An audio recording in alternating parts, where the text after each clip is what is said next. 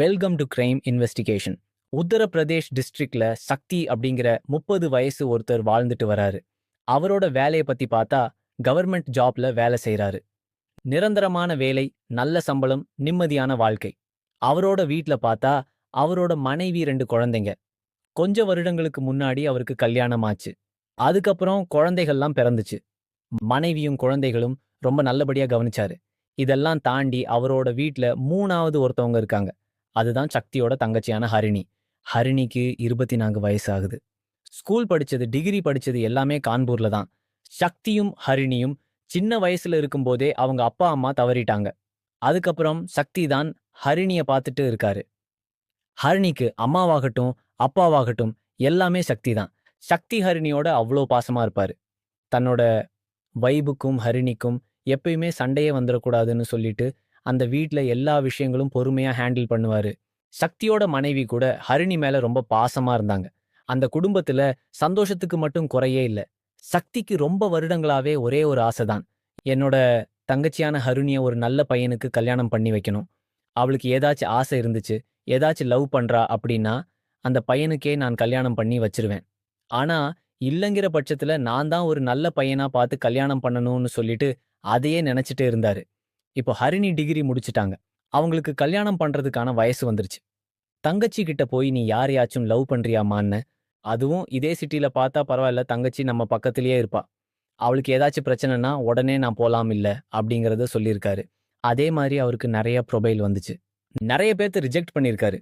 சில சில குறைகள் எல்லாம் இருந்துகிட்டே இருக்குன்னு சொல்லிட்டு தன்னோட தங்கச்சிக்கு பெர்ஃபெக்ட்டா ஒருத்தன் வேணும்னு சொல்லிட்டு அவரு ரொம்ப கவனமா இருந்திருக்காரு. ஒரு 6-7 மாசம் கழிச்சு அவர் நினைச்ச மாதிரி ஒரு பெர்ஃபெக்ட்டான ப்ரோஃபைல் கிடைச்சுச்சு. அவனோட பேரு அபிஷேக். இந்த அபிஷேக் அப்படிங்கிற பையனுக்கு 26 வயசு. நம்ம பொண்ணோட 2 வயசு தான் அதிகம். அதனால நீட்டா 2 பேரும் ஒத்து போவாங்க. பக்கத்து டவுன்லயே தான் அபிஷேக் வாழ்ந்துட்டே இருக்காரு. அதனால நம்மளோட தங்கச்சிக்கு ஏதாச்சும் பிரச்சனைனா உடனே போய் நம்ம பார்க்கலாம். அதையும் தாண்டி அவர் ஒரு இன்ஜினியர் மாப்பிள்ளை. இன்ஜினியர் மாப்பிள்ளை நான் சொல்லவே வேண்டாம். நல்லா படிச்சிருக்காரு. நல்ல பெரிய பெரிய கம்பெனில வேலையும் செய்வார். அது மட்டும் இல்லாம நல்லபடியா படிச்சிருப்பாரு. அபிஷேக்கோட குடும்பத்தை பத்தி எல்லாம் விசாரிக்கும்போது, குடும்பத்தை பத்தி எந்த விதமான தப்பான அபிப்பிராயமும் இல்லை. ஒரு நல்ல குடும்பம். இதெல்லாம் தாண்டி தங்கச்சி கிட்ட போய் அபிஷேக்கோட போட்டோ காட்டும்போது, ஹரிணிக்கு அது நல்லாவே பிடிச்சிருக்கு. எனக்கு ரொம்ப பிடிச்சிருக்குனான்னு சொன்னதுக்கு அப்புறம், இனிமேட்டு நம்ம மாத்தவே கூடாது. கண்டிப்பா அபிஷேக் தான் மாப்பிள்ளைன்னு சொல்லிட்டு சக்தி ஃபிக்ஸ் பண்ணிட்டாரு. அபிஷேக்கோட வீட்லயும் ஹரிணிய ரொம்பவே பிடிச்சிருக்கு. பார்க்கறதுக்கு ரொம்ப அழகா இருக்கு பொண்ணு. டிகிரி வேற படிச்சிருக்கு. அதனால நம்ம கல்யாணம் பண்ணி வைக்கலாம்னு சொல்லி அவங்களும் முடிவு பண்ணிட்டாங்க. இவங்க 2 குடும்பமும் கல்யாணத்த பத்தி பேசுறதுக்கு ஒரு நாள் மீட் பண்ணி இருக்காங்க. எப்பயும் போல மாப்பிள்ளை வீட்ல இருந்து வரதட்சணை அப்படிங்கிற விஷயத்த இங்கேயும் கேட்டிருக்காங்க. எவ்வளவு வரதட்சணை போட முடியும் அப்படிங்கறதெல்லாம் டிஸ்கஸ் பண்ணி, நெகோஷியேட் பண்ணி கடைசியா அபிஷேக்கோட வீட்ல எல்லாரும் சந்தோஷப்படுற மாதிரி சக்தி, நான் இவ்ளோ வரதட்சணைய குடுத்துருவேங்கிற வரதட்சணைய குடுத்துட்டாரு. இதெல்லாம் தாண்டி கல்யாணத்துக்கான செலவு எல்லாத்தையும் நானே ஏத்துக்கிறேன்னு சொல்லி சக்தி வாக்கு குடுத்துட்டாரு. என்னோட தங்கச்சியோட கல்யாணம் நான் தானே செஞ்சு வைக்கணும்னு சொல்லிட்டு ரொம்ப ஆசையா இருந்தாரு. அபிஷேக்கோட வீட்லயும் ரொம்ப திருப்தியா இருந்தாங்க. பிப்ரவரி 3ஆம் தேதி 2024வது வருடம் அபிஷேக்குக்கும் ஹரிணிக்கும் ரொம்ப கிராண்டா திருமணம் நடந்துச்சு. எப்படி சக்தி நானே கல்யாணத்தை நடத்தி வைக்கிறேன்னு சொன்னாரோ எல்லாம் திரும்பி பார்க்கிற மாதிரி அவ்வளவு கிராண்டா செஞ்சிருக்காரு. கல்யாணம் முடிஞ்சதுக்கு அப்புறம் ஹரிணியால அபிஷேக்கோட வீட்டுக்கு போக முடியல. அப்படி ஒரு வருத்தம் அவங்களுக்கு. பொதுவா கல்யாணம் முடிஞ்சதுக்கு அப்புறம் எல்லாத்துக்குமே ஒரு ஃபீல் இருந்துகிட்டே தான் இருக்கும். அப்பா அம்மா வீட்டை விட்டு நம்ம கணவர் வீட்டுக்கு போகணும். இனிமேட்டு என்னால நடக்கும். என்னோட அப்பா அம்மாவை நான் மிஸ் பண்ணுவேனேன்னு சொல்லிட்டு அவ்வளவு ஒரு கஷ்டங்கள் இருக்கும். இந்த இடத்துல ஹருணி என்ன நடிச்சிருக்காங்க? என்னோட அண்ணனும் என்னோட அண்ணியும் தான் எனக்கு அப்பா அம்மா மாதிரி. இதுவரைக்கும் அவங்க தான் என்ன குழந்தை மாதிரி வளர்த்துனாங்க. இனிமேட்டு நான் அந்த வீட்ல இல்லாட்டி அவங்க என்ன பண்ணுவாங்க? என்னோட அண்ணன் என்ன பண்ணுவாருன்னு சொல்லிட்டு அந்த இடத்துல அழுதுருக்காங்க. சக்தியாலையும் அந்த அழுகைய தாங்க முடியல. இது எல்லாத்தையும் தாண்டி ஹருணியோட மனசுக்குள்ளார நம்ம ஒரு புது வீட்டுக்கு போகப் போறோம். நம்மளோட கணவர் நமக்குன்னு சொல்லிட்டு ஒரு வாழ்க்கை இனிமேட்டு அவரு என்னோட அண்ணன் என்னெல்லாம் அன்பு காட்டுனாரோ, அந்த மாரி என்னோட கணவர் அன்பு காட்டுவாரு. எங்களுக்குன்னு சொல்லிட்டு ஒரு வாழ்க்கை, எங்களுக்குன்னு ஒரு குழந்தை பிறக்கும். நாங்களும் வாழ்க்கையில முன்னேறுவோம். இந்த மாரி எல்லா பெண்களுக்கும் இருக்கிற ஒரு கனவு தான் ஹரணிக்கும் இருந்துச்சு. அதே கனவோட தான் அபிஷேக்கோட வீட்டுக்கு போனாங்க. அபிஷேக்கோட வீட்டுக்கு போகும்போது, அந்த இடமே ஒரு பெரிய ஃபங்ஷன் மாரி கோலாகலமா அவள் உள்ளார அழைச்சாங்க. நார்த் இந்தியால பண்ண வேண்டிய எல்லா ஃபார்மாலிட்டீஸுமே அந்த இடத்துல நடந்திருக்கு. ஹரிணிக்கு அப்படி ஒரு சந்தோஷம். இது எல்லாத்தையும் கேட்ட சக்திக்கு இன்னும் ஒரு பெரிய சந்தோஷம். நம்மளோட தங்கச்சிய எவ்ளோ சூப்பரா ட்ரீட் பண்றாங்க. எவ்ளோ சூப்பரா வரவேற்கிறாங்க. நம்ம ஒரு நல்ல குடும்பத்துல தான் கல்யாணம் பண்ணி தந்திருக்கோம்னு சொல்லிட்டு அவரும் திருப்தியா இருக்காரு. இன்னொரு சைடு ஹருணியும் என்னோட அண்ணன் எனக்கு ஒரு நல்ல குடும்பத்தை நல்ல மாப்பிள்ளை தான் பார்த்திருக்காருன்னு சொல்லிட்டு திருப்தியா இருக்காங்க. பிப்ரவரி 3ஆம் தேதிக்கு அப்புறம் இந்த கல்யாணம் முடிஞ்சதுக்கு அப்புறம் பிப்ரவரி 4ஆம் தேதி அபிஷேக்குக்கும் ஹரிணிக்கும் சாந்தி முகூர்த்தம், அதாவது ஃபர்ஸ்ட் நைட் அரேஞ்ச் பண்ணியிருக்காங்க. அந்த ஃபர்ஸ்ட் நைட்ல தான் நம்மளோட வாழ்க்கையே போக போகுதுன்னு சொல்லிட்டு ஹரிணிக்கு தெரியல. கல்யாணமான எல்லா கப்பிள்ஸ்க்குமே ஃபர்ஸ்ட் நைட் அப்படிங்கிற ஒரு விஷயத்த மட்டும் மறக்கவே முடியாது. எவ்வளவோ எக்ஸ்பெக்டேஷனோட 2 பேருமே ஒரு ரூம்குள்ளர போவாங்க. நெறைய பேர்த்துக்கு நெறைய விதமான எக்ஸ்பெக்டேஷன் இருக்கும். அது எல்லாமே அவங்களோட மனச பொறுத்து. ஆனா வருஷம் அந்த ஃபர்ஸ்ட் நைட்ல என்ன நடந்துச்சு அப்படிங்கிறத யாராலயும் மறக்கவே முடியாது. நெறைய டைம் அத பத்தி பேசிட்டே இருப்பாங்க. நெறைய பேர் சந்தோஷமா இருப்பாங்க. நம்மளோட ஃபர்ஸ்ட் நைட்ல இந்த மாரிலாம் நம்ம என்ஜாய் பண்ணணுமே அப்படிங்கிறத எல்லாம் நெனைப்பாங்க. ஆனா நெறைய பேருக்கு இந்த மாரி ஒரு ஃபர்ஸ்ட் நைட் நடந்திருக்கவே கூடாது அப்படிங்கிற ஒரு ஃபீலிங் கடைசி வரைக்கும் மனசுல ஒளிஞ்சுகிட்டே தான் இருக்கும். ஹருணிக்கு என்ன நடந்திருக்கு அப்படிங்கிறத கேட்கும்போது தான் இருக்கையிலேயே ஒரு கொடூரமான விஷயமா இருக்கு. பிப்ரவரி 4ஆம் தேதி இந்த ஃபர்ஸ்ட் நைட் நடந்ததுக்கு அப்புறம் தன்னோட தங்கச்சி ரொம்ப சந்தோஷமா இருக்கா. அந்த குடும்பத்தோட ஒத்துப்போவா. அந்த குடும்பத்துல எல்லாமே தன்னோட தங்கச்சிய பொண்ணு மாரி பாப்பாங்கன்னு நெனச்ச சக்திக்கு பிப்ரவரி 7ஆம் தேதி அபிஷேக் கிட்ட இருந்து ஒரு கால் வருது. அபிஷேக் கால் பண்ணி ஒரு ஷாக்கிங்கான விஷயத்த சொல்றான். உன்னோட தங்கச்சிக்கு ஏதோ ஒரு கொடூரமான வியாதி இருக்கு. அந்த வியாதிய ட்ரீட் பண்ணணும் அப்படின்னா 10 லட்சம் ரூபாய் பக்கம் செலவாகுமாம். இப்பதான் உன் தங்கச்சிய ஹாஸ்பிடல்ல கூட்டிட்டு போனேன். ஒரு வியாதி உள்ள பொண்ண எனக்கு நீ கட்டி வச்சிட்டியா? என்னையே நீங்க ஏமாத்திட்டீங்கல்ல அப்படின்னு சொல்லும்போது சக்திக்கு ஒன்னும் புரியவே இல்ல. என்னோட தங்கச்சிக்கு என்னடா டிசீஸ் இருக்கு? என்னோட தங்கச்சி ரொம்ப ஹெல்த்தியா நல்லபடியா தான் வாழ்ந்துட்டு இருந்தா. நான் இதுவரைக்கும் அவளெல்லாம் ஹாஸ்பிடலுக்கெல்லாம் எதுக்குமே கொண்டுட்டு போகல. நீ திடீர்னு ஹாஸ்பிடல்ல கொண்டுட்டு போனேங்கிற 10 லட்சம் ரூபாய் செலவாகுங்கிற என்னடா நடந்துச்சு அப்படின்னு சொல்லிட்டு அவர் கேட்கும்போது உடனே அபிஷேக் உன்னோட தங்கச்சி வந்து கூட்டிட்டு போ இல்ல 10 லட்சம் ரூபாய்தா அப்படின்னு சொல்லிட்டு போன வச்சிட்டான். சக்திக்கு இத கேட்ட உடனே ஒரு பெரிய அதிர்ச்சி ஒன்னும் புரியவே இல்ல. இவங்க ஒருவேளை 10 லட்சம் ரூபாய் திருப்பி வரதட்சணை வேணும் அப்படிங்கிறதுக்காக இந்த மாதிரி டிராமா பண்றாங்களா? இல்ல உண்மையாலுமே தங்கச்சிக்கு ஏதாவது பிரச்சனையான்னு சொல்லிட்டு சக்தி அபிஷேக்கோட வீட்டுக்கு ஓடுறாரு. அந்த இடத்துல அபிஷேக்கும், அபிஷேக்கோட குடும்பத்தின யாருமே இல்ல. அந்த இடத்துல அவரோட தங்கச்சி மட்டும் தான் இருக்காங்க. தங்கச்சி சொல்ற ஒரே விஷயம், "அண்ணா உடனே என்ன ஹாஸ்பிடல்ல கூட்டிட்டு போங்கண்ணா, எனக்கு வலிக்குதுண்ணா" அப்படிங்கிறத சொல்றாங்க. இவரால ஒண்ணும் புரிஞ்சுக்க முடியல. தங்கச்சியோட பாவாடையில பார்க்கும்போது ஃபுல்லா இரத்தக்கறை. அவங்களோட பெண் உறுப்புல இருந்து இரத்தம் வருது அப்படிங்கிறது அவருக்கு நல்லாவே தெரியுது. தங்கச்சிக்கு ஏதோ ஒரு பிரச்சனை இருக்கு. அவங்க ஏதோ பண்ணிட்டாங்கன்னு சொல்லிட்டு, உடனே ஹாஸ்பிடல்ல கூட்டிட்டு போறாரு. ஹருணிய ஒரு கைனகாலஜிஸ்ட் கிட்ட காட்டுறாரு. கைனகாலஜிஸ்ட் ஹருணிய செக் பண்ணிட்டு, ஒரு ஷாக்கிங்கான விஷயத்த, இதுவரைக்கும் என்னோட தங்கச்சிக்கு நான் எந்த விதமான கஷ்டத்தையும் கொடுத்ததில்ல. அவ வீட்ல ரொம்ப சந்தோஷமா இருப்பா. அப்படிப்பட்டவளுக்கு அந்த கைனகாலஜிஸ்ட் சொன்னது என்னன்னா, உங்களோட தங்கச்சியோட பெண்ணுறுப்புல ஏகப்பட்ட காயங்கள் இருக்கு. அந்த காயங்களுக்கு ட்ரீட்மெண்ட் பண்ணாததுனால இன்ஃபெக்ஷன் ஆயிடுச்சு. எந்த மாரி காயங்கள் இருக்குதுன்னா, ஒரு பெண்ணை 4 டூ 5 சேர்ந்து கேங் ரேப் பண்ணும்போது என்ன மாதிரி காயங்கள் ஆகுமோ, அவ்வளோ காயங்கள் ஹெருனியோட பெண்ணுறுப்புல இருக்கு அப்படிங்கிறத சொல்றாங்க. இத கேட்ட உடனே சிவா ஆடி போயிட்டாரு. அவருக்கு ஒண்ணுமே புரியல. என்ன நடந்துச்சு அப்படிங்கிறத அவரால தெரிஞ்சுக்க கூட முடியல. என்னோட தங்கச்சிக்கு கொஞ்ச நாளைக்கு முன்னாடி தான் இங்க கல்யாணம் நடந்துச்சு. ஒரு நல்ல ஃபேமிலியா பார்த்து அப்பா, அம்மா, எல்லா மாமனார், மாமியார் எல்லாம் நல்லபடியா இருக்கிற மாரி தான் நாங்க கல்யாணம் பண்ணி குடுத்தோம். நீங்க என்னன்னா இப்படி சொல்றீங்கன்னு சொல்லிட்டு ட்ரீட்மெண்ட் ஆரம்பிச்சிருக்காங்க. ட்ரீட்மெண்ட் ஆரம்பிக்கும் போதே சக்தி முதோ விஷயமா போயி போலீஸ் ஸ்டேஷன்ல கம்ப்ளைண்ட்ட குடுத்திருக்காரு. அவரு போலீஸ்ல கம்ப்ளைண்ட் குடுத்தது என்ன அப்படின்னா, மாப்பிள்ளையான அபிஷேக் தன்னோட தங்கச்சிய ரேப் பண்ணி கொலை பண்றதுக்கு ட்ரை பண்ணியிருக்கான் அப்படிங்கிற கம்ப்ளைண்ட்ட குடுத்திருக்காரு. போலீஸ் ஸ்டேஷன்ல இது எல்லாத்துக்கும் ஒரு பெரிய ஆச்சரியம். 2 பேருக்கும் கல்யாணம் ஆயிடுச்சுங்கிறீங்க. இப்ப என்னன்னா, மாப்பிள்ளை ரேப் பண்ணி கொலை பண்ண ட்ரை பண்ணாருன்னு சொல்றீங்க. இது எல்லாமே அவங்களாலயே புரிஞ்சுக்கவே முடியல. அப்பதான் சக்தி எல்லா விஷயங்களும் ரொம்ப டீட்டெயில்டா சொல்றாரு.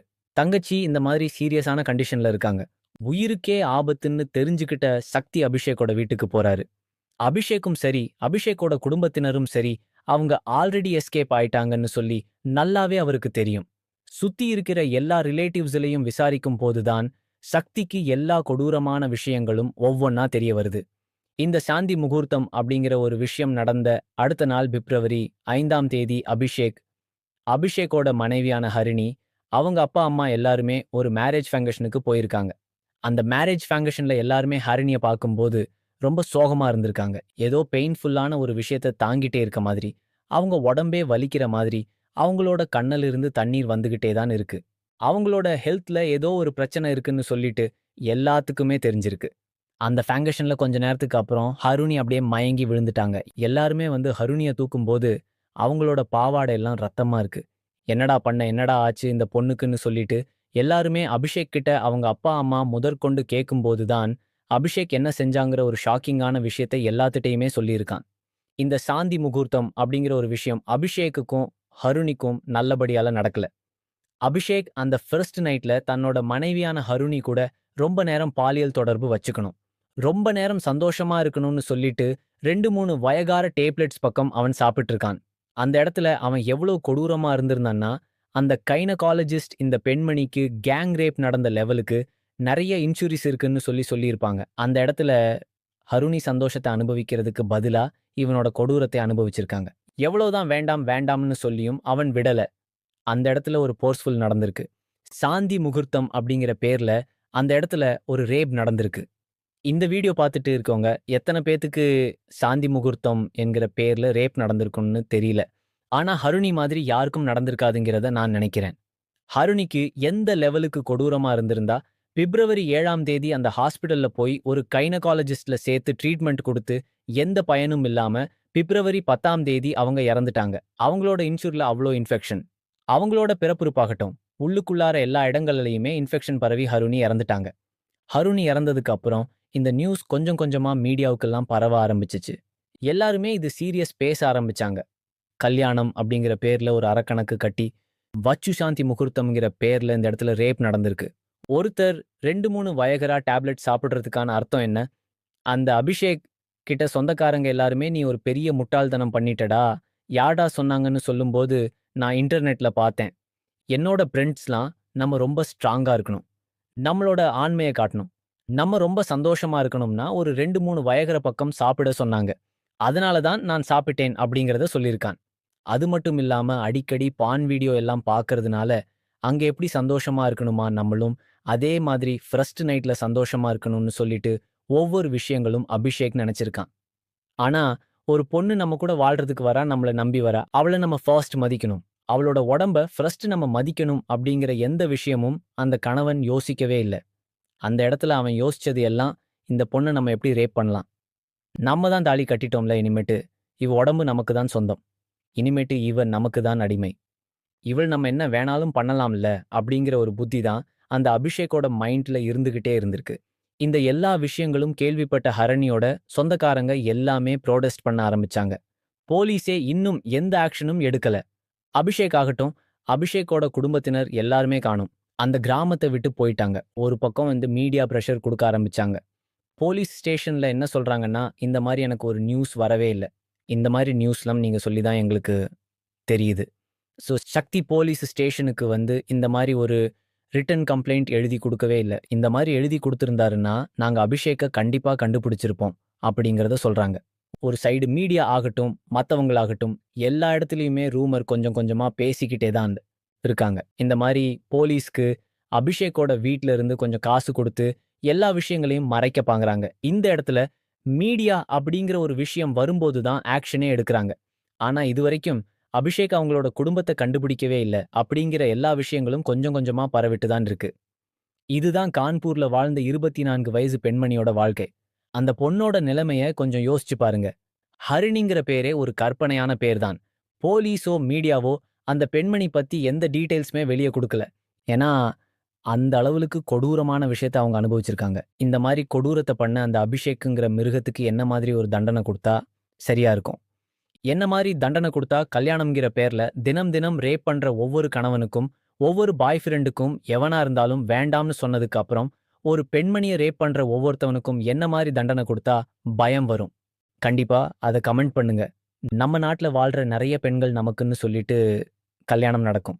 நமக்குன்னு ஒரு கணவர் வருவாரு. சுத்தி இருக்க மிருகங்கள்ட்ட இருந்து அவர் நம்மள காப்பாத்துவாரு, நம்மள நேசிப்பாருன்னு சொல்லிட்டு நிறைய கனவுகளோடு இருப்பாங்க. ஆனா அந்த கணவரே சுத்தி இருக்கிற மிருகங்கள்ல ஒருத்தவரா இருந்தா அவங்களோட வாழ்க்கைய கொஞ்சம் யோசிச்சு பாருங்க. இந்த வீடியோ பார்த்துட்டு இருக்க எத்தனை பேரோட வாழ்க்கை இந்த மாரி இருக்கும்னு தெரியல. ஆனா நெறைய பேத்தோட வாழ்க்கை இந்த ஃபர்ஸ்ட் நைட் அப்படிங்கிற விஷயத்துல பாலா போகுதுன்னு சொல்லிட்டு நெறைய செக்ஸாலஜிஸ்ட் ஆகட்டும், மனநல மருத்துவர் ஆகட்டும் எல்லாம் சொல்லிட்டு தான் இருக்காங்க. எத்தனையோ ஃபர்ஸ்ட் நைட்ல ஒண்ணு பொண்ணு இறந்துறாங்கல்ல. பையனே கூட இறந்துறாரு. பையன் அந்த பொண்ணு கூட நல்லபடியா வைக்கணும். ரொம்ப நேரம் வைக்கணும். ரொம்ப சந்தோஷமா இருக்கும். நம்மளோட ஆண்மைய காட்டணும்னு சொல்லிட்டு எவ்வளவோ திங்க் பண்ணி வயகரா இல்ல. அதுக்கு தகுந்து நெறைய மாத்திரை சாப்பிட்டு, கடைசியா அவனால எதுவுமே முடியாத ஸ்டேஜ்ல அவன் அப்படியே இறந்துறான். ஹார்ட் அட்டாக்ல இறக்குறாங்க. பிபி அதிகமா இறக்குறாங்கன்னு சொல்லிட்டு, நம்ம தினம் தினம் நெறைய நியூஸஸ் பார்த்துட்டு தான் இருக்கோம்.